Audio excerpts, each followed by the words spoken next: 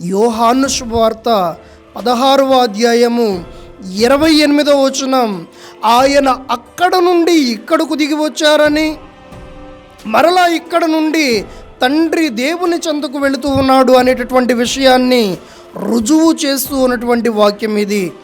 నేను తండ్రి యొద్ద నుండి బయలుదేరి లోకమునకు వచ్చి తిని, మరలా నేను లోకము నుండి తండ్రి యొద్దకు వెళ్ళుచూ ఉన్నాను అనేటటువంటి వచనం. ప్రభునియందు మిక్కిలి ప్రియులకు ప్రియ దైవ ప్రజలారా, దేవుని బిడ్డలారా, అందుకనే యేసు ప్రభు పశువుల పాకలో జన్మించినప్పుడు ఆకాశ మండలంలో ఆరాధన చేయవలసినటువంటి దేవదూతలు పశువుల పాక దగ్గరకు వచ్చి ఆయనను కీర్తిస్తూ ఉన్నాయి. పశువుల పాక దగ్గరకు వచ్చి ఆయనను ఆరాధన చేస్తూ ఉన్నాయి. పశువుల పాక దగ్గరకు వచ్చి ఆయనకు మొరపెట్టుకుంటూ ఉన్నాయి. దేవుడు ఎక్కడ ఉంటే అదే పరలోక రాజ్యము అని రుజువు చేస్తూ ఉన్నాయి.